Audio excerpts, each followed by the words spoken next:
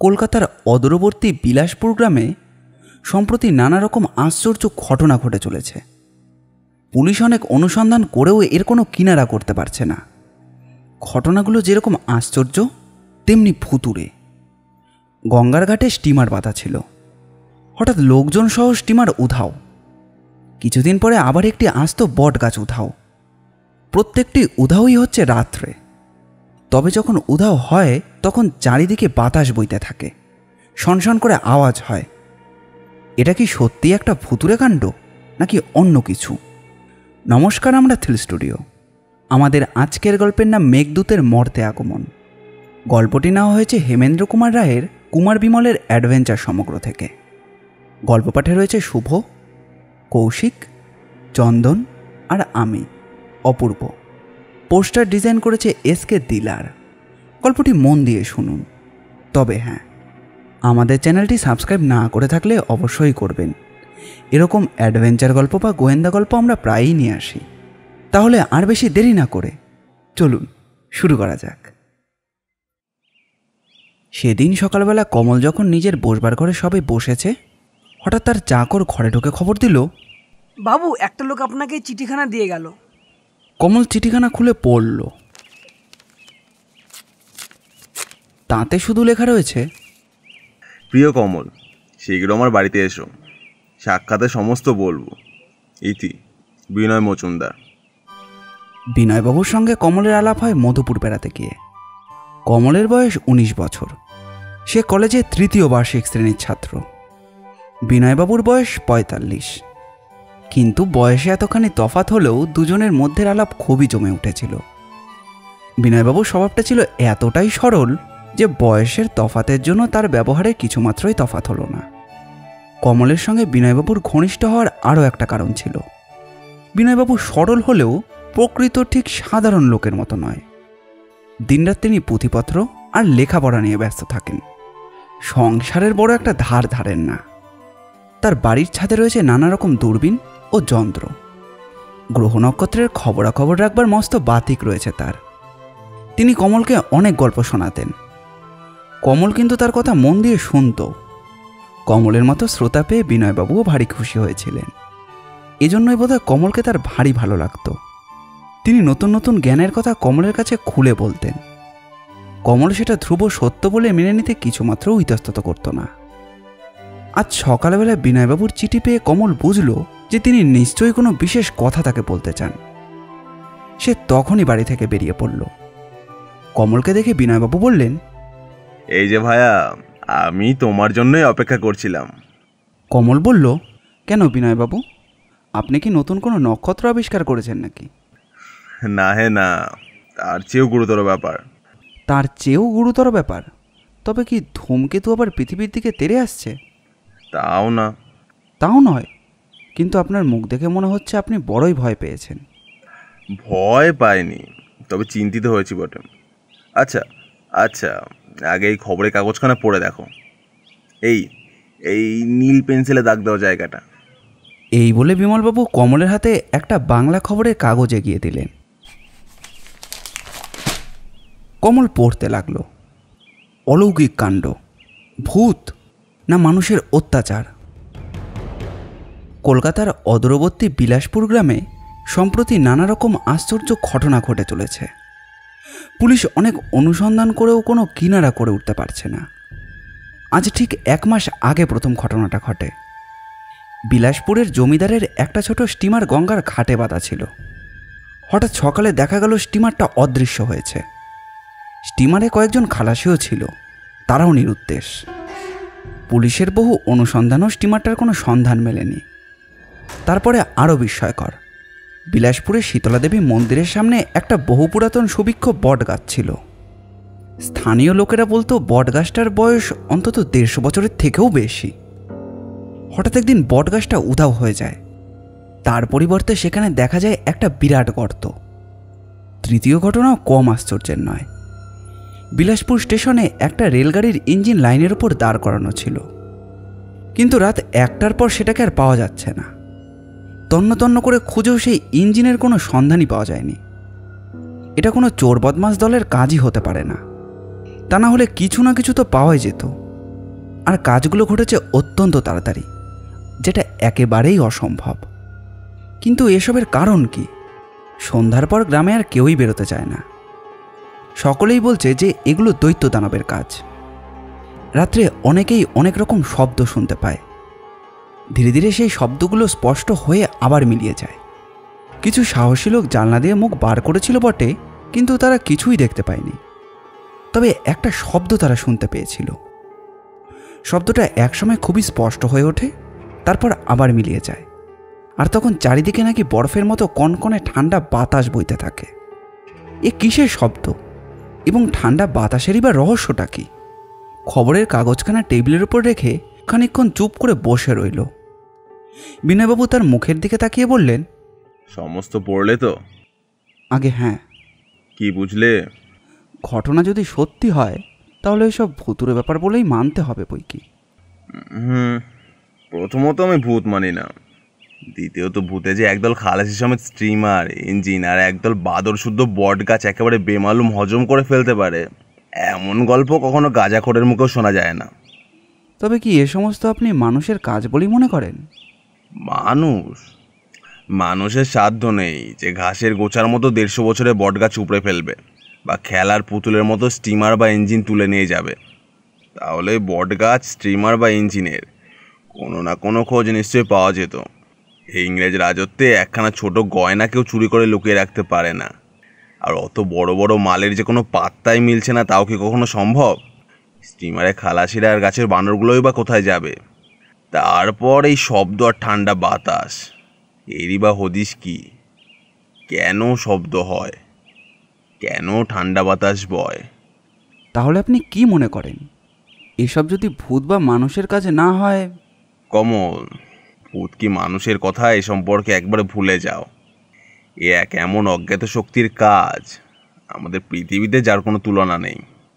সারা পৃথিবীর বৈজ্ঞানিকরা যে শক্তির সন্ধানের জন্য এতকাল ধরে চেষ্টা করছে, আমাদের বাংলাদেশেই তার প্রথম লীলা প্রকাশ পেয়েছে। তুমি জানো না আমার মনে কি আনন্দ হচ্ছে।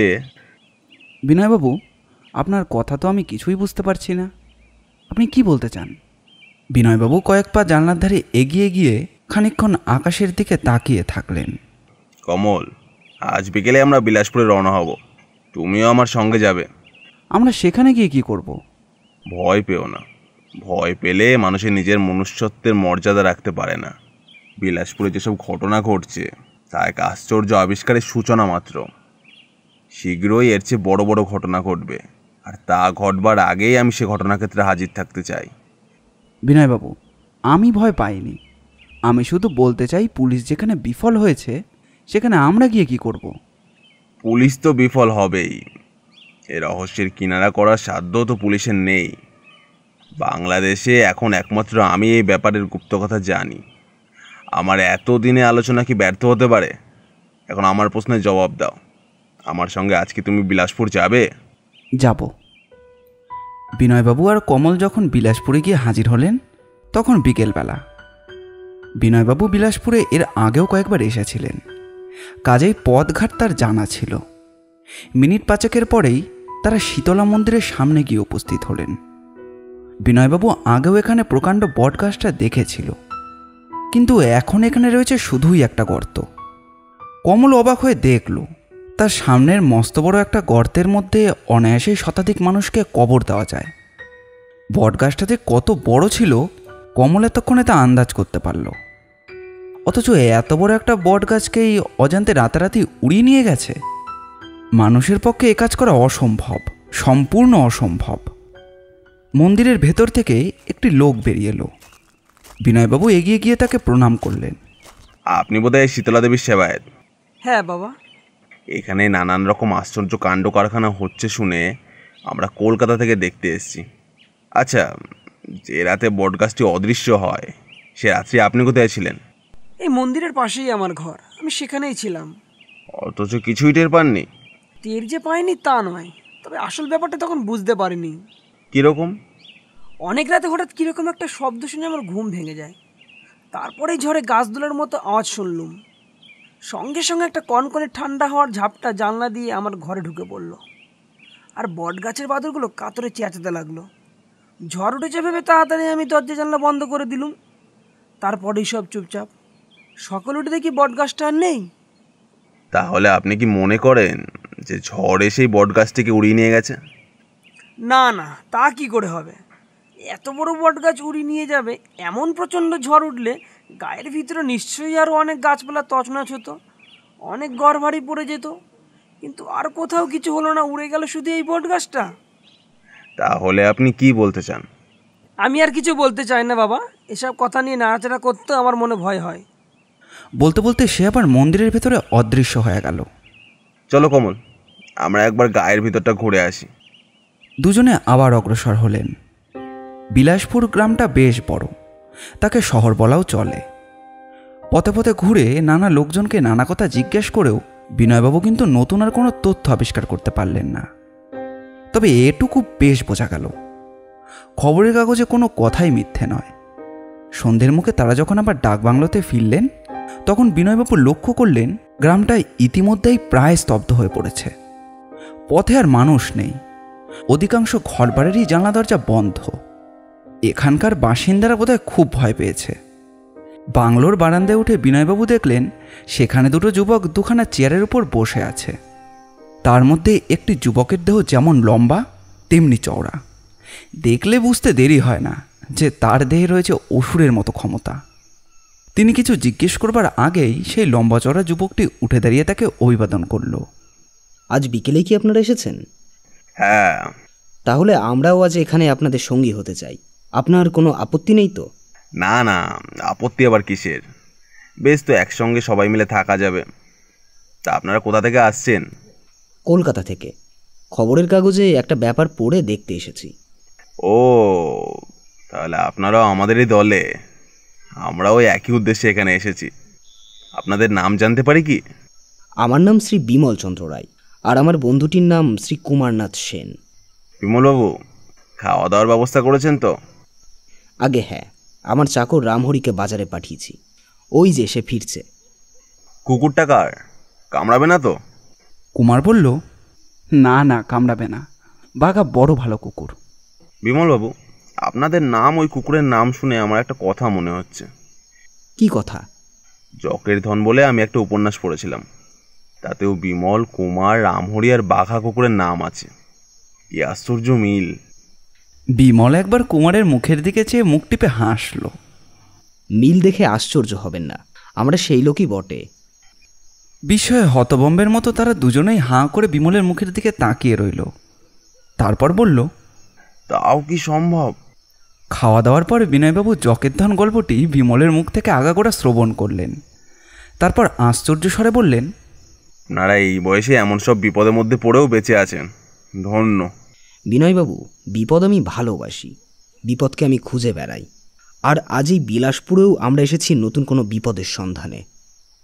আপনারা সাহসী লোক বটে, কিন্তু এখানে এই যেসব ঘটনা ঘটেছে আমরা তো কোনো হদিশ খুঁজে পাচ্ছি না। এসব কি ভুতুড়ে কাণ্ড? না, তবে আমার সন্দেহ যদি সত্য হয় তাহলে। আপনি কি সন্দেহ করেন বিনয়বাবু? এখন বলবো না, আরও 2-4টে প্রমাণ দরকার, নইলে আপনারাই হয়তো বিশ্বাস করবেন না। অনেক রাত হলো, আসুন এবার ঘুমানো যাক। গভীর রাত্রে হঠাৎ একসঙ্গে সকলের ঘুম ভেঙে গেল। কুমার লাফ মেরে উঠে দাঁড়িয়ে বলল, উফ, কি শীত! জানলা দিয়ে ঝোড়ো হাওয়া আসছে, বাইরে ঝড় উঠেছে। বলেই সে উঠে পড়ে জানলা বন্ধ করে দিতে গেল। বিনয়বাবু বললেন, দাঁড়ান কুমারবাবু, জানালা বন্ধ করবেন না। ঝড় উঠেছে যে। না, ঝড় ওঠেনি, দেখছেন না বাইরে ফুটফুটে চাঁদের আলো। তবে ওটা কিসের শব্দ? সকলে কান পেতে শুনল। বাইরে থেকে যেন একটা অদ্ভুত শব্দ আসছে, কারা যেন লক্ষ লক্ষ পেন্সিল ঘর্ষণ করছে। বিনয়বাবু গম্ভীর স্বরে বললেন, ও ঝড়ের শব্দ নয়। তবে? সেই রহস্যই তো জানতে চাই। বলেই বিনয়বাবু এগিয়ে গিয়ে দরজা খুলে দিলেন। আর সঙ্গে সঙ্গে বাঘা ঘরের ভেতর থেকে এক লাফে বাইরে বেরিয়ে গেল। সকলেই বারান্দায় গিয়ে দাঁড়ালো।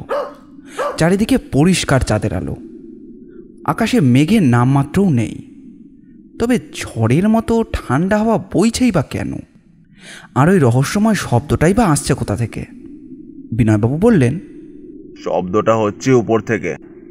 কুমার বলল, এ যে বাঘার গলা। রামহরি বলল, বাঘা বোধহয় কারোকে কামড়ে ধরেছে। মানুষ আর কুকুরের চিৎকার আরও বেড়ে উঠল। কুমার বলল, না রামহরি, বাঘা কাউকে কামড়ায়নি। তার চিৎকার শুনে মনে হচ্ছে সে যেন ভয়ঙ্কর ভয় পেয়েছে। চলো চলো এগিয়ে দেখা যাক। যেদিক থেকে মানুষ আর কুকুরের আর্তনাদ আসছে সেই দিকেই সকলে ছুটে গেল। কিন্তু কই, কোথাও তো কিছুই নেই। বাঘা, বাঘা, কোথায় বাঘা? বিনয়বাবু ওপর পানে হাত তুলে বললেন, আকাশে। হ্যাঁ হ্যাঁ, তাই তো, আকাশ থেকেই তো আর্তনাদ আসছে। এ কি কাণ্ড! রাম রাম রাম রাম রাম, বাঘাকে পুরীতে উড়িয়ে নিয়ে গেছে। আমার এতদিনের কুকুর। সকলেই সবাই আকাশের দিকে তাকিয়ে রইল। ওই যে, কি দেখা যাচ্ছে না? হ্যাঁ, ঠিক যেন দুটো কালো ফোঁটা। ওই যা, মিলিয়ে গেল। বিনয়বাবু আরও আশ্চর্য ব্যাপার দেখলেন। আকাশের বুকে ছায়ার মতো অস্পষ্ট কি একটা যেন প্রকাণ্ড জিনিস। কিন্তু সে ব্যাপারে তিনি আর প্রকাশ না করে বললেন, আর সেই শব্দ নেই, আর্তনাদ শোনা যাচ্ছে না, ঠান্ডা বাতাসও বইছে না। এই ব্যাপারে তো কখনো শুনিনি। এর মানে কি বিনয়বাবু? আপনি কি এখনও বলতে চান যে এসব ভৌতিক কাণ্ড নয়? বিনয়বাবু কোনো জবাব দিলেন না। ঘাড় হেট করে কি একটা যেন ভাবতে লাগলেন। খানিকক্ষণ পরে পথের পাশে তাকিয়ে তিনি চমকে উঠলেন। ও কি? সকলেই সেদিকে তাকালো, কিন্তু কিছুই দেখতে পেল না। পথের পাশে খালি পুকুর রয়েছে, কিন্তু তার জল সমস্তটাই শুকিয়ে গেছে। বিনয়বাবুকে তখনও বিস্ফারিত চোখে এদিক সেদিক তাকিয়ে থাকতে দেখে বিমল জিজ্ঞাসা করল, আপনি কি দেখেছেন বিনয়বাবু? ওই পুকুরটা। হ্যাঁ, পুকুরে জল নেই, তাতে কি হয়েছে? কিন্তু আজ বিকেলেই আমি সচক্ষে দেখেছি যে পুকুরটা কানায় কানায় জল টলমল করছে। আপনি ভুল দেখেছেন? না, আমি ঠিক দেখেছি। তাহলে এর মধ্যে এক পুকুর জল গেল কোথায়? ওই আকাশে। এই রকম অদ্ভুত উত্তরে যেন সবাই স্তম্ভিত হয়ে গেল। এক পুকুর জল আকাশে উড়ে গেছে? না না, এটা একেবারেই অসম্ভব। বিনয়বাবুকে যেন আরও গম্ভীর দেখালো। কাল সকালে আমি সব কথা খুলে বলবো, তখন আপনারা বুঝতে পারবেন এর মধ্যে কিছুই অসম্ভব নয়। এখন ডাক বাংলোয় ফিরে যাওয়া যাক। কিন্তু আমার বাঘা? সে আর ফিরবে না। শুধু বাঘা নয়, আমরা মানুষের আর্তনাদও শুনেছি। একজন মানুষও নিশ্চয়ই বাঘার সঙ্গী হয়েছে। বিনয়বাবুর কথাই সত্যি। পরদিন শোনা গেল বিলাসপুরের একজন রাতের চৌকিদারের কোনো সন্ধান পাওয়া যাচ্ছে না।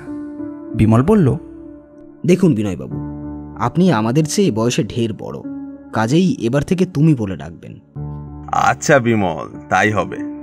তাহলে এইবারে এখানকার আশ্চর্য ব্যাপারের গুপ্ত কথা আমাদের কাছে খুলে বলুন। বিনয়বাবু খানিকক্ষণ চুপ করে বসে রইলেন।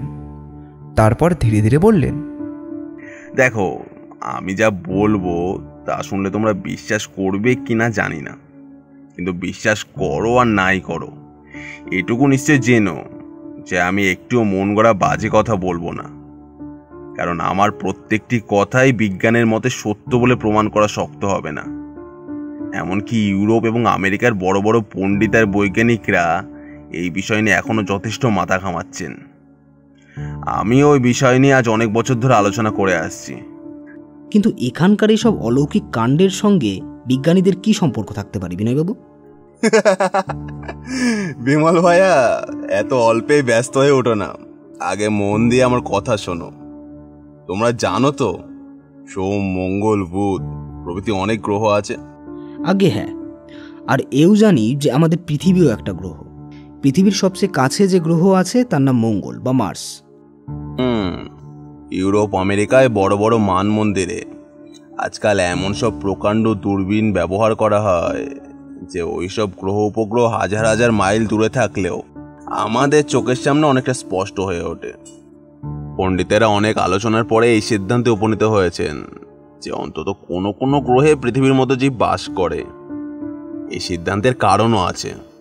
মঙ্গল গ্রহ পৃথিবীর সবচেয়ে কাছে বলে দূরবীন দিয়ে তার ভেতরটাই বেশি করে দেখবার সুবিধা হয়েছে। পণ্ডিতেরা দেখেছেন যে মঙ্গল গ্রহের ভিতরটা প্রায় মরুভূমির মতো। হয়তো প্রচণ্ড শীতের প্রকোপে আর জলাভাবে সেখানে উদ্ভিদ জন্মানো প্রায় অসম্ভব।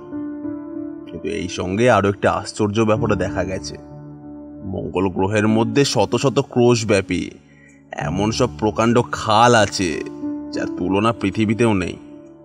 সে খাল আবার এমন সোজাসুজি কাটা যে তা কিছুতেই স্বাভাবিক হতে পারে না। অর্থাৎ সে খাল কৃত্রিম? হ্যাঁ, আর এইখানেই একটা মস্ত আবিষ্কারের সূত্রপাত। আরও দেখা গেছে যে খাল যত দূরে অগ্রসর হয়েছে ততদূর পর্যন্ত দুপাশের জমি সবুজ, অর্থাৎ গাছপালায় ভরা। এখন বুঝে দেখো, কৃত্রিম খাল কখনো আপনা আপনি প্রকাশ পায় না। নিশ্চয়ই তা মানুষ বা মানুষের মতো অন্য কোনো জীবের হাতে কাটা। আর এমন এক মরুভূমির মতন দেশে প্রকৃতির বিরুদ্ধে যুদ্ধ করে শত শত ক্রোশব্যাপী কৃত্রিম খাল কেটে চাষাবাদ করে যে জীব বেঁচে আছে তারা যে খুবই চালাক ও সভ্য, তাতেও কোনো সন্দেহ নেই। কিন্তু বিলাসপুরের এই ভুতুড়ে কাণ্ডে আপনি মঙ্গল গ্রহকে টেনে আনছেন কেন? ক্রমে বুঝবে, আগে সব শোনো। বছরের একটা ঠিক সময়ে মঙ্গল গ্রহ পৃথিবীর অনেকটা কাছে আসে। কিছুদিন আগে কলকাতার সমস্ত খবরের কাগজে তোমরা নিশ্চয়ই পড়েছো যে পৃথিবীর বড় বড় বেতার বার্তা পাঠাবার স্টেশনে এক আশ্চর্য ব্যাপার ঘটেছিল। বেতার যন্ত্রে এমন সব অদ্ভুত বার্তার সংকেত এসেছিল যার অর্থ কেউ বুঝতে পারেনি। সেসব সংকেত কোথা থেকে আসছে তাও জানা যায়নি। ঠিক সেই সময়ে কিন্তু মঙ্গল গ্রহ এসেছিল পৃথিবীর খুব কাছেই। কাজেই বৈজ্ঞানিকরা স্থির করতে বাধ্য হলেন যে মঙ্গল গ্রহের বাসিন্দারাই পৃথিবীর লোকের সঙ্গে কথা কইবার জন্য বেতার বার্তা পাঠাচ্ছে, কিন্তু তাদের বার্তার সংকেত আলাদা বলে আমরা তা বুঝতে পারিনি। আমারও মনে পড়েছে বটে, কিছুদিন আগে এমনই একটা ব্যাপার নিয়ে খবরের কাগজে মহা আন্দোলন চলছিল। তাহলে সংবাদপত্রে আরও একটা খবর তোমরা পড়েছো বোধহয়। আমেরিকার একজন সাহসী বৈজ্ঞানিক রকেটে চড়ে মঙ্গল গ্রহে যাত্রা করবার জন্য প্রস্তুত হচ্ছেন। রকেটে চড়ে? হ্যাঁ, তোমাদের সাধারণ বাজিওয়ালার হাতে তৈরি ছেলে খেলার রকেট নয়, তার চেয়ে হাজার হাজার গুণ বড়। তার মধ্যে মস্ত একটা ধাতু তৈরি ঘর থাকবে। যে ঘরে থাকবেন সে সাহসী বৈজ্ঞানিক, আর উপরের ঘরের তলায় থাকবে বারুদের ঘর। মঙ্গল গ্রহ যে সময় পৃথিবীর কাছে আসবে সেই সময়ে রকেট ছোড়া হবে। বায়োস্কোপের একজন অভিনেতা একটি মাঝারি আকারে রকেটে চড়ে পৃথিবীর এক জায়গা থেকে আর এক জায়গায় নিরাপদে গিয়ে দেখিয়েছেন যে এই ব্যাপারটা একেবারে অসম্ভব নয়। কিন্তু এ থেকে কি প্রমাণিত হচ্ছে?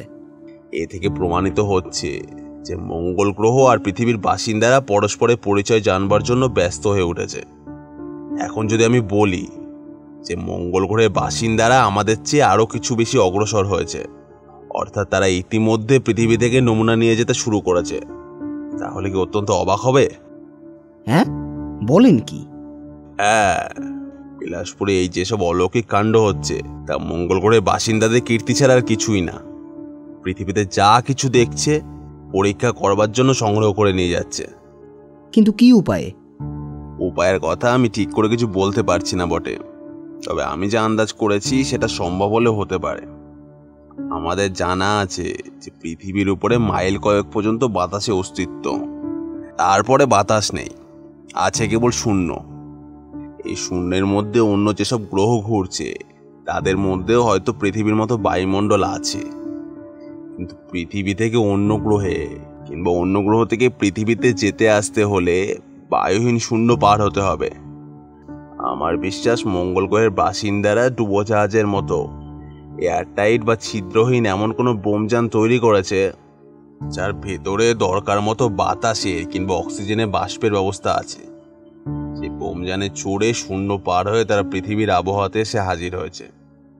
কাল রাতে যখন এখানকার চৌকিদার আর বাঘা আর্তনাদ করেছিল, আকাশের দিকে চেয়ে আমি তখন লক্ষ্য করেছিলাম অনেক উঁচুতে চাঁদের আলোর মাঝে প্রকাণ্ড কি একটা ছায়ার মতো ভাসছে। খানিক পরেই তা মিলিয়ে গেল। আমার বিশ্বাসে ছায়া আর কিছুই নয়, মঙ্গল গ্রহে বোমযান। খানিকক্ষণ সকলেই অভিভূতের মতো স্তব্ধ হয়ে ভাবতে লাগলো। বিনয়বাবু যা বললেন তা কেউ কখনো স্বপ্নে কল্পনাও করতে পারেনি। অবশেষে বিমল বলল, কিন্তু আমরা মঙ্গল গ্রহের কোনো লোককে তো দেখতে পাইনি। তবে বিলাসপুর থেকে স্টিমার, ইঞ্জিন, বটগাছ, পুকুরের জল আর জীবজন্তু কেমন করে অদৃশ্য হচ্ছে? এ প্রশ্নের নির্ভুল জবাব দেওয়া কঠিন, তবে ওই রহস্যময় ঠান্ডা হওয়ার প্রবাহের জন্য আমার মনে একটা সন্দেহ জাগছে। তোমরা ভ্যাকুয়াম ক্লিনার দেখেছো কেউ? হ্যাঁ, শিয়ালদহ স্টেশনে দেখেছি। একটা লম্বা যন্ত্রের নল আছে, আর সেই নল দিয়ে খুব সহজেই ধুলো সাফ করা যায়। খুব সম্ভব মঙ্গল গ্রহের বাসিন্দারা এই ধরনের কোনো যন্ত্রের সাহায্যেই পৃথিবীর ওপরে অত্যাচার করছে। তবে তাদের এই ভ্যাকুয়াম যন্ত্রটি এতটাই বড় এবং শক্তিশালী যে প্রকাণ্ড প্রকাণ্ড স্ট্রিমার, ট্রেন ও বটগাছ, এমনকি 1 পুকুর জল পর্যন্ত তা অনায়াসে শুষে নিতে পারে। আচমকা ঠান্ডা হাওয়া বইবার আর কোনো কারণ তো আমার মাথায় আসছে না। যন্ত্রটা যখন বায়ুশূন্য হয় সেই সময় চারিদিকে ঠান্ডা বাতাসের ঝাপটা লাগে, এই আমার মত। তাহলে আমি আমার বাঘাকে আর কখনোই ফিরে পাবো না? না। বিনয়বাবু, জানি না আপনার কথাটা সত্য কি না, কিন্তু আপনার যুক্তি শুনলে এসব ব্যাপার অবিশ্বাস করতেও প্রবৃত্ত হয় না। আচ্ছা, এই বিষয় নিয়ে আপনি যখন এত আলোচনা করেছেন, তখন বলতে পারেন কি মঙ্গল গ্রহের বাসিন্দাদের চেহারা কি রকম? তারা কি মানুষের মতনই দেখতে? তা কি করে বলবো, তবে তাদের মস্তিষ্ক যে খুব উন্নত, তারা যে যথেষ্ট সভ্য আর জ্ঞান বিজ্ঞানও খাটো নয়, তাদের কাজ দেখে এটা বেশ বোঝা যাচ্ছে। মঙ্গল গ্রহের ভিতরকার অবস্থা যদি অন্যরকম হয়, তবে সেখানকার জীবেরা মানুষের চেয়ে বেশি সভ্য আর বুদ্ধিমান হলেও তাদের চেহারা অন্যরকম হওয়াই সম্ভব। এবার থেকে এখানে বন্দুক না নিয়ে আমি পথে বেরোবো না। কেন? যদি সুবিধে পাই তাহলে বুঝিয়ে দেব, মানুষ বড় নিরীহ জীব নয়। সেদিন সন্ধ্যার কিছু আগে বিনয়বাবুর সঙ্গে সকলে বেরিয়ে বাংলোর দিকে ফিরছিল। গেল রাতের সেই প্রায় শুকনো পুকুরটার কাছে এসে বিনয়বাবু থমকে দাঁড়িয়ে পড়লেন। পুকুরের দুদিকে পাতা ঘাট, কিন্তু জল নেমে যাওয়ায় ঘাটের সমস্ত শ্যাওলামাখা সিঁড়ির ধাপ পর্যন্তও দেখা যাচ্ছে। পুকুরের তলায় এখনও অল্প একটু জল চিকচিক করছে। বিনয়বাবু যেন আপনা আপনিই বলে উঠলেন, যে যন্ত্র দিয়ে এত অল্প সময় অতখানি জল শুষে নেওয়া যায়, সে যন্ত্রটা না জানি কি প্রকাণ্ড। খালি ঠান্ডা হাওয়া নয়, পুকুর চুরি দেখেও আমার বিশেষ সন্দেহ হচ্ছে যে যন্ত্রটি নিশ্চয়ই ভ্যাকুয়াম। বিশেষ মঙ্গল গ্রহের বাসিন্দারা যে এয়ারটাইট বোমজানে এসছে, তার আকারও নিশ্চয়ই সামান্য নয়।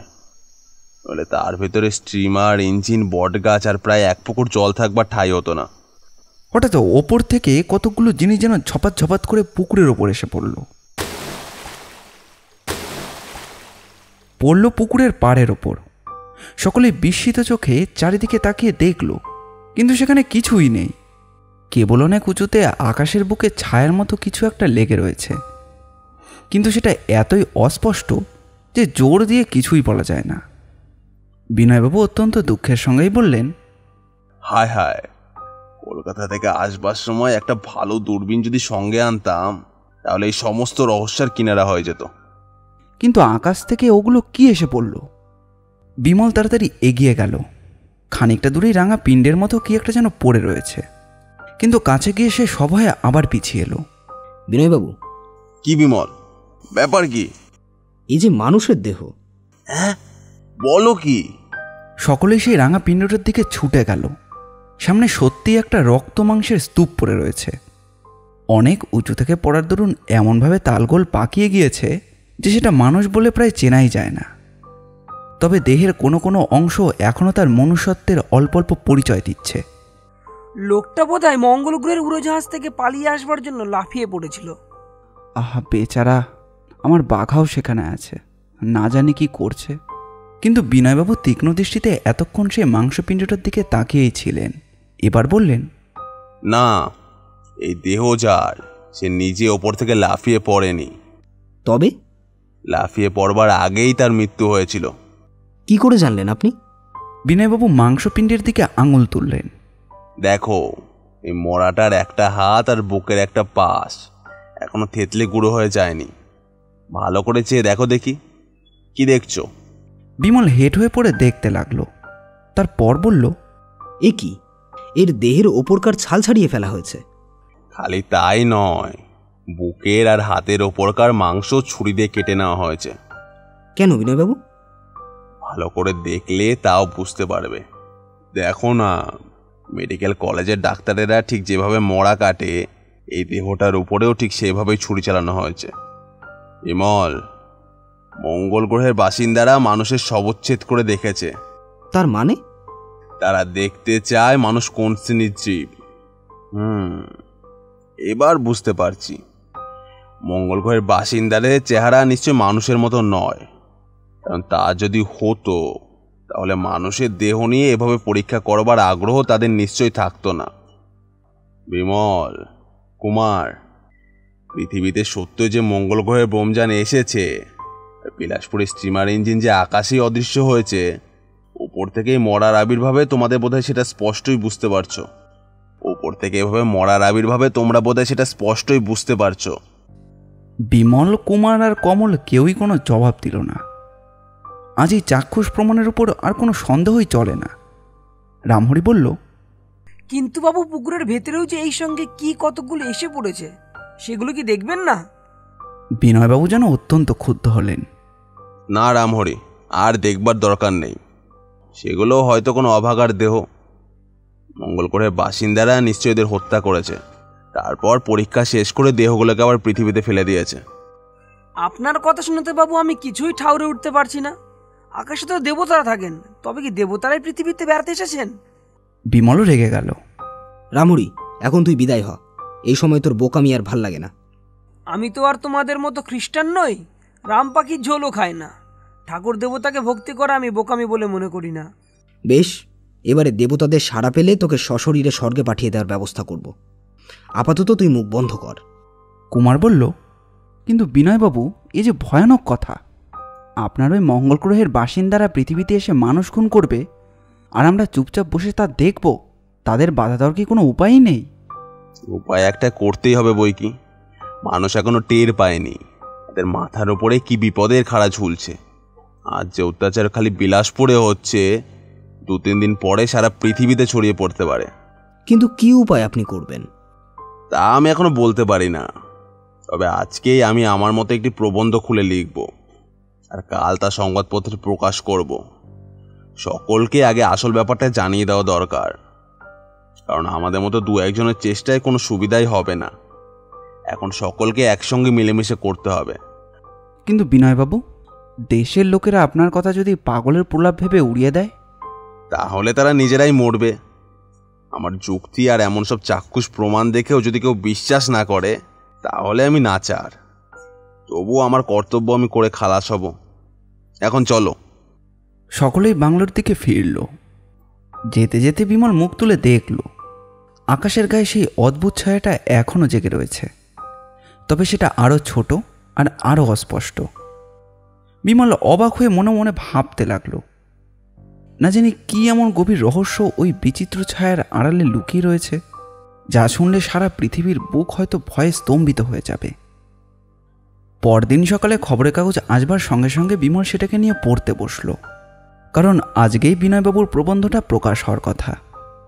খবরের কাগজ খুলেই বিমল সর্বপ্রথমে দেখল যে বড় বড় অক্ষরে লেখা রয়েছে, বিলাসপুরে নতুন রহস্য, আকাশ হইতে মানুষের মৃতদেহ পতন। তারপর গতকাল যা যা ঘটেছিল তার সম্পূর্ণ বর্ণনা। তারপরে আবার বড় বড় অক্ষরে লেখা, বিশেষজ্ঞের বিচিত্র আবিষ্কার, মঙ্গল গ্রহের বাসিন্দা, পৃথিবীর ভীষণ ভয়। শিরোনামের তলায় বিনয়বাবুর প্রবন্ধ। বিনয়বাবু কিছুমাত্র অত্যুক্তি না করে বেশ সহজ ও সরল ভাষায় কিছুটা ব্যক্ত করেছেন, যা আমরা আগেই জানি। কিন্তু তারপরে বিনয়বাবু একটা আশ্চর্য ব্যাপার উল্লেখ করেছেন। হয়তো অনেকেই তাকে পাগলের প্রলাপ বলে উড়িয়ে দেবেন, কিন্তু আমরা আপাতত তাকে সমর্থন করা ছাড়া আর কোনো উপায় দেখতে পাচ্ছি না। মঙ্গল গ্রহের জীবের অস্তিত্ব যে বিনয়বাবুর মন করা কথা, তাও কিন্তু নয়। ইউরোপ আমেরিকার অনেক বড় বড় দেশ এ বিষয়ে মান্যতা দিয়ে থাকেন, সুতরাং বেশ ভালো করেই বোঝা যাচ্ছে বিনয়বাবুর মত যথার্থ বৈজ্ঞানিক ভিত্তির উপরেই প্রতিষ্ঠিত। কিন্তু এ নিয়ে রীতিমতো চিন্তা করা আবশ্যক, কারণ সাবধান না হলে বিপদ আরও ভয়ানক রূপে আত্মপ্রকাশ করতে পারে। বিমল বলল, বিনয়বাবু, সম্পাদক আপনারই মতো সমর্থন করছেন। যার মাথায় এতটুকু যুক্তি আছে তাকে আমার মত মানতেই হবে। বিকেলে ঢাক বাংলোতে আর লোক ধরে না। স্থানীয় জমিদার, মোড়ল, বিলাসপুরের মাতব্বর ব্যক্তিরা এবং আশেপাশের গায়ের কয়েকজন লোক বারান্দা পর্যন্ত ভরে গেল। কলকাতা অফিস থেকে সাহেব ও বাঙালি প্রতিনিধিরাও এসেছিলেন। একসময় সন্ধ্যার পরে একে একে সকলেই চলে গেল। বিনয়বাবু শ্রান্তভাবে বিছানার ওপর শুয়ে পড়লেন।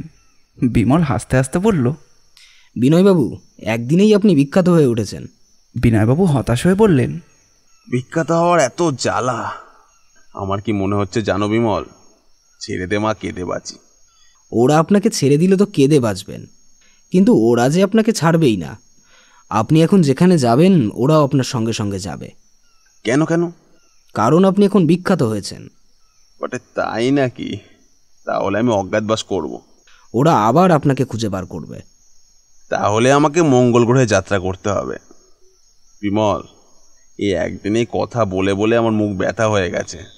আজ সারাদিন আমি একটুও জিরোতে পারিনি। আজ সকাল থেকে ডাকবাংলোয় লোকের পর লোক আসছে। সারাদিনের মধ্যে বিনয়বাবু একটু হাঁপ ছাড়বার ছুটিও পেলেন না। বিকেলে তিনি মরিয়া হয়ে বাংলো ছেড়ে পালালেন। বিমল, কুমার, কমল আর রামহরি চারিদিকে খুঁজে বেরোলো, কিন্তু বিনয়বাবুকে কোথাও দেখতে পাওয়া গেল না। বিমল মাথা চুলকোতে চুলকোতে বলল, তাই তো, সত্যি সত্যিই তিনি দেশত্যাগী হয়ে গেলেন নাকি? সন্ধ্যার পর তিনি ফিরে এলেন। তারা সবাই মিলে আবার গেল পুকুরের পাশে। তারা সবাই পুকুরের পাশে দাঁড়িয়ে রয়েছে, এমন সময় শুরু হলো ঝড়ের মতো গড়গড় আওয়াজ। সব কিছু যেন ওপরের দিকে উঠে যাচ্ছে। বিনয়বাবু প্রাণপণে বাধা দেওয়ার চেষ্টা করেও রক্ষা করতে পারলেন না। শূন্যে সেই অদৃশ্য শক্তি তার সমস্ত চেষ্টাই যেন ব্যর্থ হয়ে গেল। কি একটা প্রচণ্ড ঘূর্ণি হাওয়ার মুখে তুচ্ছ ছেঁড়া পাতার মতো তীরের চেয়েও বেগে আকাশে উঠে যেতে লাগলেন তিনি। কানের কাছে বাজতে লাগলো একটা ঝড়ের সনসনানি এবং দুমদুম করে অনেকগুলো বন্দুকের শব্দ। তারপরেই একটা বিষম ধাক্কা। সঙ্গে সঙ্গে অত্যন্ত যন্ত্রণায় তিনি কেমন যেন আচ্ছন্নের মতো হয়ে গেলেন। অনেক কষ্টে নিজেকে সামলে বিনয়বাবু দেখলেন তার চোখের সামনে একটা নীল রঙের স্রোত। হাত দিয়ে অনুভব করে বুঝলেন তিনি শূন্যে নেই, একটা শীতল পদার্থের ওপর শয়ন করে আছেন। আস্তে আস্তে উঠে বসে দেখলেন তিনি যার ওপর শুয়েছিলেন সেটা কাঁচের মতো স্বচ্ছ, আর তার রং আকাশের নীলের মতো। কেবল তাই নয়, তার ভেতর দিয়ে অনেক নিচে পৃথিবীর ডালপালা ও আলো দেখা যাচ্ছে। অত্যন্ত কৌতূহলী হয়ে বিনয়বাবু ভালো করে গৃহতলটা পরীক্ষা করতে লাগলেন। তিনি বুঝলেন নীল রঙের এই কাঁচের মতন স্বচ্ছ পদার্থ পৃথিবীতে পাওয়া যায় না। বিনয়বাবুর বুঝতে একটুও দেরি হলো না যে এই পদার্থ দ্বারাই সমস্ত মঙ্গল গ্রহের উড়োযানটা তৈরি। মেঝের উপর কয়েকবার সজোরে আঘাত করে তিনি আরও বুঝলেন যে জিনিস এটা তৈরি হচ্ছে সেটা স্বচ্ছ ও পাতলা হলেও রীতিমতো কঠিন ও হালকা। তারপরে বিনয়বাবুর মনে পড়ল তার সঙ্গীদের কথা। সঙ্গে সঙ্গে তিনি শুনতে পেলেন বিমল অত্যন্ত বিহল স্বরে ডাকছে, বিনয়বাবু, বিনয়বাবু।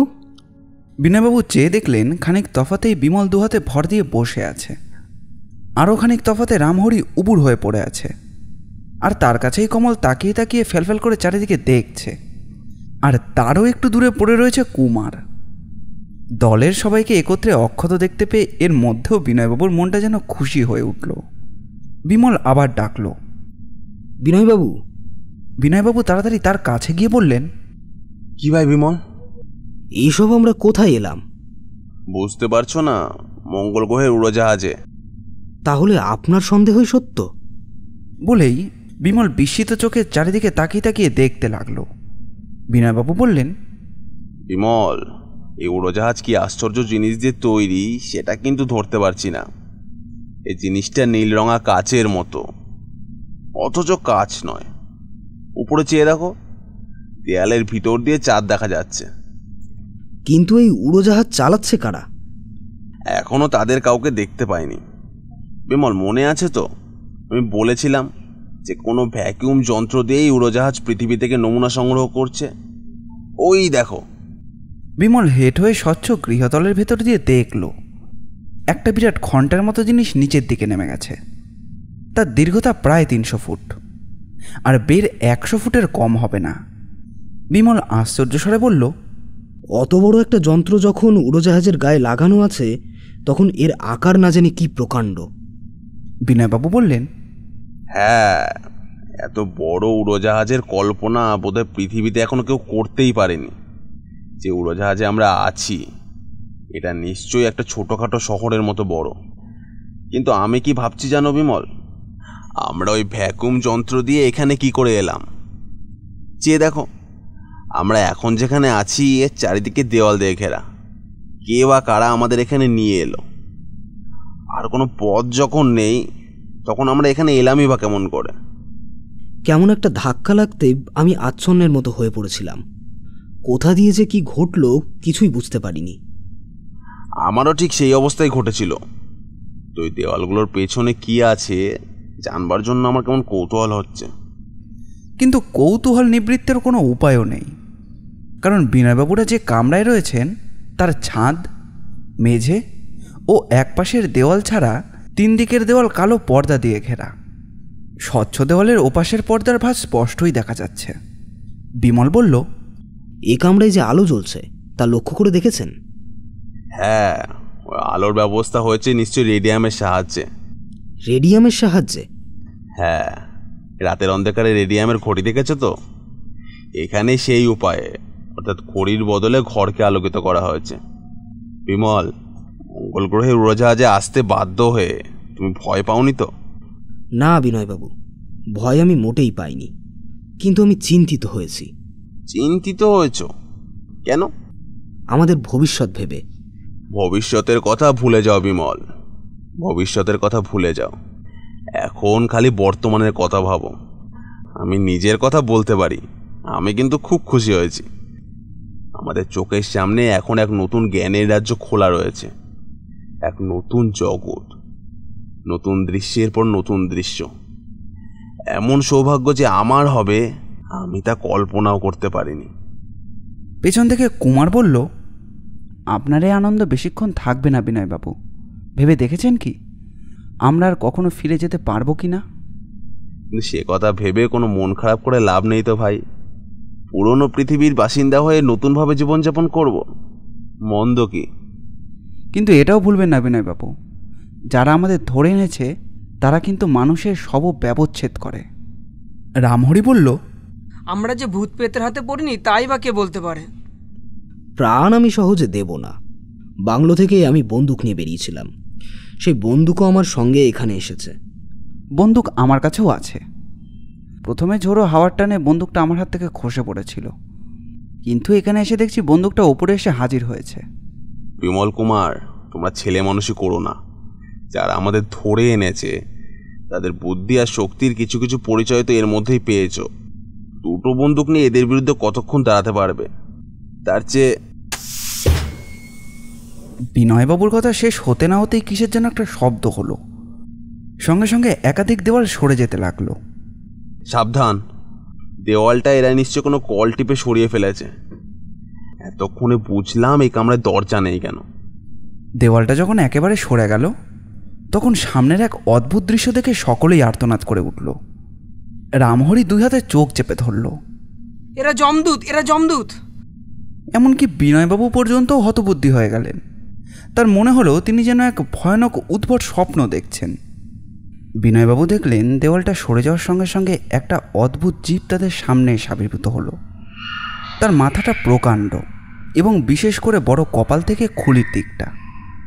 মুখখানা অবিকল ত্রিকোণের মতো দেখতে, চোখ দুটো ঠিক গোল ভাটার মতন, আর তাদের ভেতরে রক্ত জবার মতো 2টো তারা, কান দুটো শিঙের মতো, নাকের কাছে গোল একটা ছেদা ছাড়ার কিছুই নেই, ঠোঁটটা ঠিক ধনুকের মতো বাঁকা। তার দেহ, হাত, পা মানুষের মতন বটে, কিন্তু আকারে সমস্ত দেহটাই মাথা ও মুখের থেকে বড় হবে না। বিশেষত তার দেহ ও হাত পা অসম্ভব রকমের রোগা ও অমানসিক। তার উচ্চতা হবে বড়জোর 3 ফুট। এর মধ্যে মাথা ও মুখের মাপই বোধহয় 1.5 ফুট। এই অপরূপ মূর্তির রঙটা ঠিক স্লেটের মতন, কিন্তু তার মাথায় বা মুখে একটিমাত্র চুলের চিহ্নও নেই। মূর্তির পরনে লাল রঙের ছোট কোট, কিন্তু কোটের হাতা কনুইয়ের কাছ থেকে কাটা, আর রয়েছে একটি হাফ প্যান্ট। পায়ে খড়মের মতো কাষ্ঠ পাদুকা। মূর্তির কোমরে একখানা করে তরবারি ঝুলছে। লম্বায় সেটা পৃথিবীর ব্যবহৃত ছোড়ার মতো নয়, একটা পেন্সিল কাটা ছুরির মতন। মূর্তিটা তার ভয়ানক চোখ মেলে বন্দীদের দিকে অনেকক্ষণ তাকিয়ে রইল। তারপর বাঁচখাই গলায় কি একটা যেন উচ্চারণ করল। তখনই আরও একদল সেই রকম মূর্তি কামরার সামনে এসে দাঁড়ালো। এই নতুন দলের সকলের হাতেই একগাছা করে বর্ষা। বিমল বলল, বিনয়বাবু, এরাই কি মঙ্গল গ্রহের বাসিন্দা? বিনয়বাবু বললেন, তাই তো দেখছি। এই তুচ্ছ জীবগুলো এসেছে পৃথিবীর উপরে অত্যাচার করতে। চেহারা এদের যেমনই হোক, সেটা এদের তুচ্ছ বলে ভেবো না। কারণ যারা এমন আশ্চর্য উড়োজাহাজ তৈরি করেছে, তাদের তুচ্ছ বলে ভাবলে ভুল করা হবে। ওই প্রকাণ্ড মাথায় ওদের তীক্ষ্ণ বুদ্ধির পরিচয় দিচ্ছে। পণ্ডিতদের মতে হাজার হাজার বছর পরে পৃথিবীর মানুষদেরও হাত পা দেহ ছোট হয়ে গিয়ে মাথাটা বড় হয়ে উঠবে। যার যে অঙ্গ যত বেশি ব্যবহার করে, তার সেই অঙ্গ তত বেশি প্রধান হয়ে ওঠে। দিনে দিনে মানুষের মস্তিষ্কের চর্চা বাড়ছে, দেহের চর্চা কমছে। কাজেই তাদের মাথা স্বাভাবিক নিয়মে বড় হয়ে উঠবে। ওদের বর্ষাগুলো কি দিয়ে তৈরি? ও যে ঠিক সোনার মতো দেখাচ্ছে। আমার সন্দেহ হচ্ছে মঙ্গল গ্রহে লোহা পাওয়া যায় না, নয় সেখানে সোনা এত সস্তা তার কোনো দামই নেই। প্রথম জীবটা বোধহয় ওদের দলপতি। ওই দেখুন, এইবারে ওরা আমাদের কাছে আসছে। চোখের পলক ফেলতে না ফেলতে বিমলের চারপাশে 25-30টা ফলা চমকে উঠল। দোহাই তোমার, ওদের বাধা দিও না। আমাদের প্রাণ এখন ওদেরই হাতে। তা বলে আমি আমার হাত বাঁধতে দিচ্ছি না। এই হেরে মাথার তালপাতার সেপাইগুলোকে আমরা এখনই টিপে মেরে ফেলতে পারি। এ দলের পেছনে আরো কত দল আছে কে জানে। ছেলে মানুষই করলে আমরা সবাই মারা পড়ব। বিমল অত্যন্ত অনিচ্ছুকভাবে আবার হাতটা বাড়িয়ে দিল। একে একে তারা সকলেই তাদের হাতে শিকল পরিয়ে দিল। একটু পরে যখন মরতেই হবে, তখন যে ধরা দেওয়াটা ঠিক হলো কি? বিমলবাবু এক মনে হাতের শেকল পরখ করছিলেন। হঠাৎ তিনি মুখ তুললেন। বিমল, হাতের শিকল ভালো করে দেখেছো? কেন? এই শিকল খাঁটি সোনার। তাহলে এই শিকল আমি আর ফিরিয়ে দেব না। সোনার মায়া এমনই আশ্চর্য যে বন্দী হয়েও রামহরির মনকে যেন অনেকটা আশ্বস্ত করল। এইদিকে সেই সশস্ত্র জীবগুলো একদিকে সার গেঁথে দাঁড়ালো। তাদের দলপতি বন্দির সামনে এসে হাতের ইশারায় অগ্রসর হতে পড়ল। বিনয়বাবু বলল, এসো সকলে মিলে এগুনো যাক। এইবারে এখানে আরো কত আশ্চর্য ব্যাপার আছে, সমস্তই দেখতে পাওয়া যাবে। সবার আগে বিনয়বাবু, তারপর যথাক্রমে বিমল, কুমার, কমল, রামহরি এবং তারপর হেরে মাথার বামন সেপাইরা পরে পরে ঘরের বাইরে গিয়ে দাঁড়ালো। বিনয়বাবু দেখলেন তারা একটি খুব লম্বা পথের উপর এসে দাঁড়িয়েছেন। সেই পথের উপরে দৈর্ঘ্যতা অন্তত 1000 ফুটের তো কম হবে না। বলাই বাহুল্য, সেই পথটাও নীলরঙা কাচের মতো জিনিস দিয়ে তৈরি। পথের দুপাশে সারি সারি বাঁধা ঘর এবং সব ঘরের দেওয়ালেই কালো পর্দা দিয়ে ঢাকা। খানিকটা দূরে যেতে না যেতেই সেনাপতিদের দলপতি তাড়াতাড়ি এগিয়ে গিয়ে ঝকঝকে সোনার তরোয়াল খুলে বন্দীদের দাঁড়াতে ইঙ্গিত করল। তারপর একপাশে সরে একটা তীব্র শব্দ করে সামনের দরজায় 3 বার ধাক্কা মারল। অমনি দরজাটা ভেতর থেকে খুলে গেল এবং আরও একটি বামন মূর্তি বাইরে বেরিয়ে এলো। এই মূর্তিটা আগেকার মূর্তিগুলোরই মতো, কিন্তু তার পোশাকটা অন্যরকম। তার গলা থেকে পা পর্যন্ত একটা সবুজ রঙের কুর্তা, আর মাথায় একটা লাল রঙের টুপি। দেখতে অনেকটা গাধার টুনির মতো। কুর্তার ওপরে এক ছড়া মালা, তাতে অনেকগুলো পাথর জলজল করে জ্বলছে। বিনয়বাবু চুপি চুপি বললেন, বিমল, পাথরগুলো বোধহয় হিরে। আমারও তাই মনে হচ্ছে, কিন্তু এর কাছে আমাদের নিয়ে এলো কেন? বোধহয় এই জীবটা এখানকার কর্তা। দেখছো না, সেপাইদের দলপতি ওকে হেট হয়ে অভিবাদন করলো। ওর পোশাকও সেপাইদের চেয়ে ঢের বেশি জমকালো। নতুন মূর্তিটা খানিকক্ষণ বন্দীদের আপাতমস্তক নিরীক্ষণ করে দেখল। তারপর সেপাইদের দলপতির দিকে ফিরে মঙ্গল গ্রহের ভাষায় কি যেন বলতে লাগলো। বিনয়বাবু খুব মন দিয়ে শুনেও সে ভাষার কিচ্ছু বুঝতে পারলেন না, কিন্তু কতকগুলো বিষয় তিনি লক্ষ্য করলেন। প্রথমত, তাদের ভাষায় বর্ণমালা খুবই কম, কারণ তারা কথা বলতে বলতে ক্রমশ একই বর্ণ উচ্চারণ করে।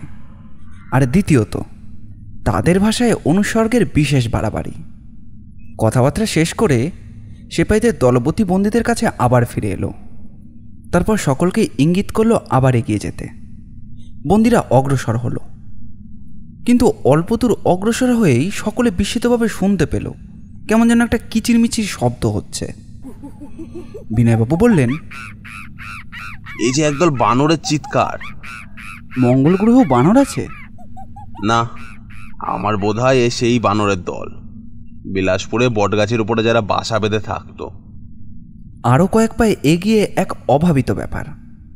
পথের একপাশে মস্ত বড় একটা খোলা জায়গা, আর সেখানে খাড়া হয়ে দাঁড়িয়ে আছে প্রকাণ্ড একটা বট গাছ। এত বড় গাছ সচরাচর চোখে দেখা যায় না। বিনয়বাবু বললেন, বিলাসপুরে বিখ্যাত বট গাছ। বানরগুলো ছিল সেই গাছেরই ওপরে। তারা মানুষ দেখতে পেয়ে যেন আরও কিচিরমিচির করে উঠল। বটগাছের পাশেই এক আশ্চর্য দৃশ্য। সেই নীলরঙা কাচের মতো স্বচ্ছ জিনিস দিয়ে একটা চৌবাচ্চার মতো কিছু তৈরি করা, আর তাতে টলটল করছে জল। খালি তাই নয়, জলে দলে দলে মাছও খেলা করছে। বিমল বিস্মিত স্বরে বলল, বিনয়বাবু, এই জল বিলাসপুরের সেই পুকুর থেকে চুরি করে আনা হয়নি তো? বিনয়বাবু বললেন, নিশ্চয়ই তাই হয়েছে। কিন্তু এসব নিয়ে এরা করছে কি? সে কথা তো আমি আগেই বলেছি। এরা পৃথিবী থেকে নমুনা সংগ্রহ করছে বৈজ্ঞানিক আলোচনার জন্য। ওই নগণ্য বামন জানোয়ারগুলো যে এসব অসাধ্য সাধন করতে পারে তা তো আমার বিশ্বাস হয় না। বিমল, পৃথিবীর মানুষের মতো চেহারা না হলেই কোনো জীবকে যে মানুষের চেয়ে নিম্ন শ্রেণীর বলে মানতে হবে তার কোনো কথা নেই। অথচ তুমি বারবার সেই ভ্রম করছো। আকাশে পৃথিবীর চেয়ে ঢের বড় শত শত গ্রহ উপগ্রহ আছে। হয়তো তার অনেকের মধ্যেই এমন সব সভ্য জীবের অস্তিত্ব আছে যারা মোটেই মানুষের মতো দেখতে নয়। তাদের চেহারা দেখলে আমরা যেমন অবাক হব, আমাদের চেহারা দেখলে তারাও তেমনই অবাক হতে পারে। তারাও আমাদের দেখে হয়তো নিচু দরের জানোয়ার বলেই ধরে নেবে। ভবিষ্যতে এমন ভ্রম আর করো না, কারণ মঙ্গল গ্রহের জীবরা যে নগণ্য নয় তার অসংখ্য প্রমাণ তো চোখের ওপরে স্পষ্টই দেখতে পাচ্ছ। এরা দেহের জোরে আমাদের সমকক্ষ না হলেও বুদ্ধির জোরে আমাদের চেয়ে যে অনেক এগিয়ে গেছে এটা আমি মানতে বাধ্য। কিন্তু একটা কথা বেশ বোঝা যাচ্ছে যে মানুষের মতো এরা আগ্নেয়াস্ত্রের ব্যবহার জানে না। আমারও সেই বিশ্বাস, কিন্তু এ থেকে প্রমাণ হয় না যে এরা আমাদের চেয়ে নিম্ন শ্রেণীর জীব। দরকার হলেই কোনো জিনিসের আবিষ্কার হয়, এটাই হচ্ছে সভ্যতার নিয়ম। এদের বন্দুক কামানের দরকার হয়নি, তাই এরা তার জন্য মাথা ঘামায়নি। কিন্তু এখান থেকে আগে থাকতে একটা বিষয় তোমাকে সাবধান করে রাখছি, বিমল কুমার, তোমাদের বন্দুক আছে বলে তোমরা যেন তার অপব্যবহার করো না। রামহরি বলল, আমাদের তো হাত বাঁধা, ইচ্ছে করলেও বন্দুক ছুড়তে পারবো না। সুতরাং আমাদের কাছে বন্দুক থাকা আর না থাকা দুই সমান। এই পাতলা সোনার শিকল আমি একটানেই ছিঁড়ে ফেলতে পারি। আমি কি মঙ্গল গ্রহের বামন যে এই শিকলে বাধা থাকবো? হ্যাঁ, যদিও আমার বয়স হয়েছে, তবে সোনার শিকল ছেড়বার শক্তি এখনো আছে। তবে আমাদের এই শক্তি আপাতত ব্যবহার না করাই ভালো। সিপাহীদের ইঙ্গিতে আবার সকলকে দাঁড়াতে হলো। সেখানেও পথের দুধারে কালো পর্দা দিয়ে ঢাকা। হঠাৎ দেওয়ালের ওপাশ থেকে একটা শব্দ শুনে সকলেই চমকে উঠল। কে যেন মানুষের গলায় কেঁদেই চলেছে। দলপতি এগিয়ে গিয়ে সোনার হাতলটা ঘুরিয়ে দিল।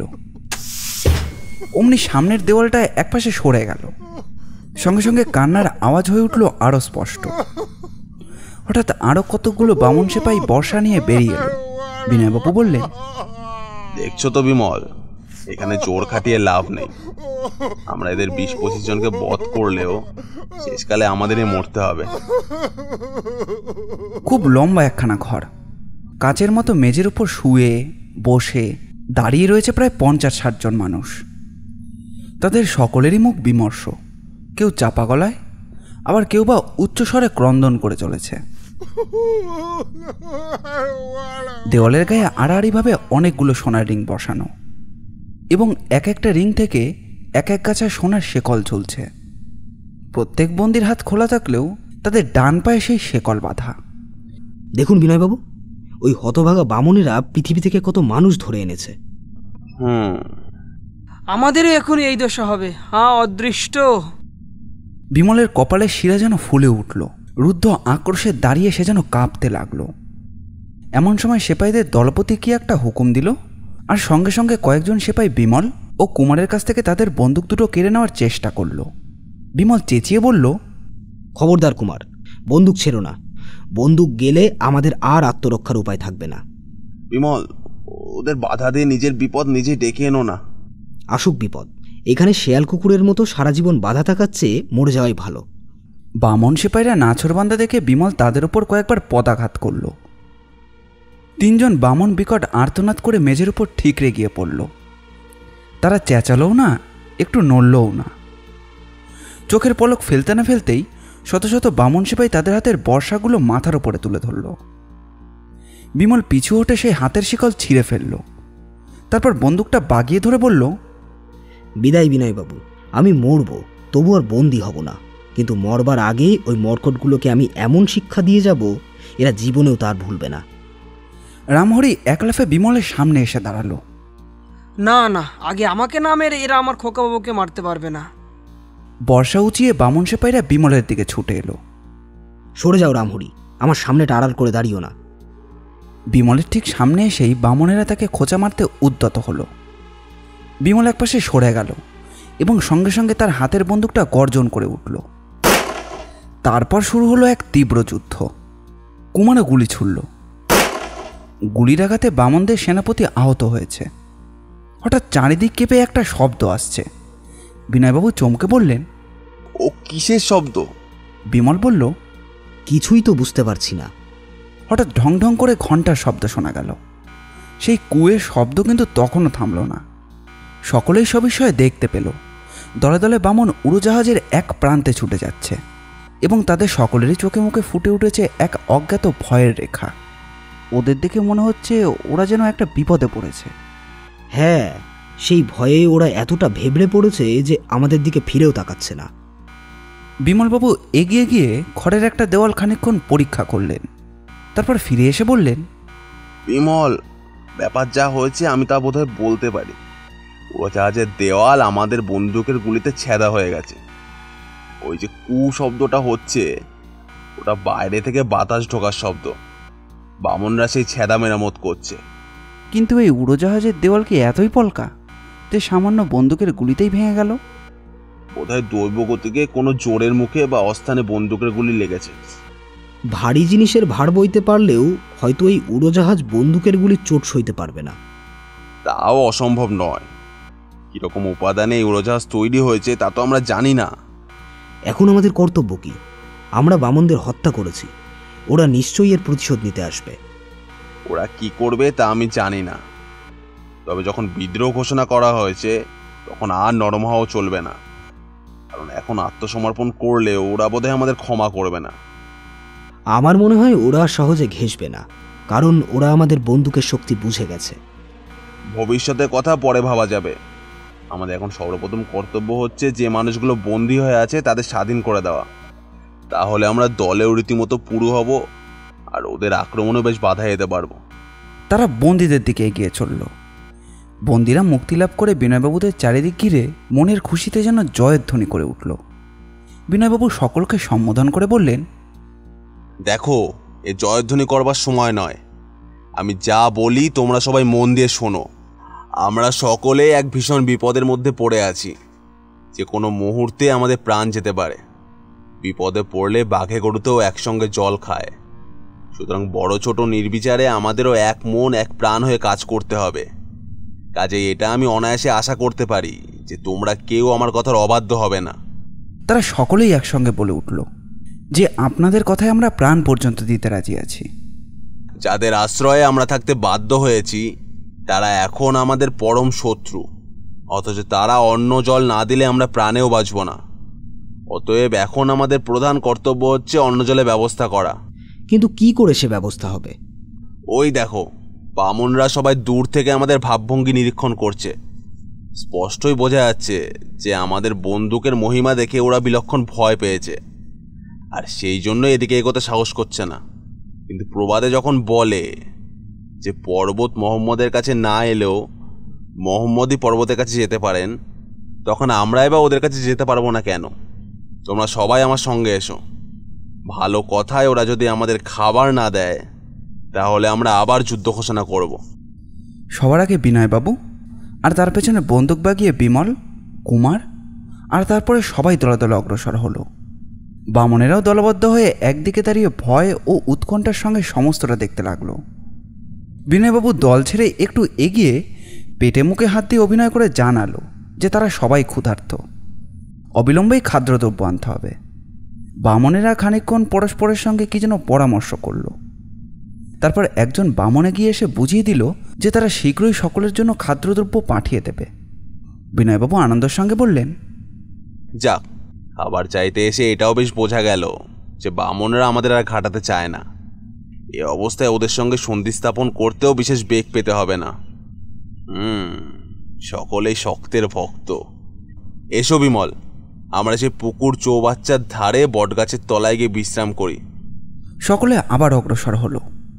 খানিক দূরে যেতেই বিলাসপুরের সেই বট গাছটি দেখতে পাওয়া গেল। বিনয়বাবু চলতে চলতে হঠাৎ দাঁড়িয়ে পড়লেন। তারপর উড়োজাহাজের স্বচ্ছ আবরণের ভেতর থেকে একবার নিচের দিকে তাকিয়ে দেখে বললেন, বিমল দেখো। কি বিনয়বাবু? নিচের দিকে কি দেখছো? ধু ধু শূন্য। এই শূন্যতার অর্থ বুঝতে পারছো কি? পৃথিবী আর দেখা যাচ্ছে না। আমরা এখন অন্য গ্রহে যাচ্ছি। উড়োজাহাজ স্বদেশে ফিরছে। বিমল স্তম্ভিত ও স্তব্ধভাবে সেই নিচের শূন্যতার দিকে তাকিয়ে রইল, যে শূন্যতার মাঝখানে তাদের সকলের মা। পৃথিবীর শ্যামলের মুখ হারিয়ে গেছে হয়তো জীবনের মতো। বিনয়বাবু আবার বললেন, ওপরের দিকে তাকিয়ে দেখো। উপরেও তো দেখছি শুধুই শূন্যতা। না না, একটা রাঙা বড় তারা জ্বলজ্বল করছে। ওই হচ্ছে মঙ্গল গ্রহ।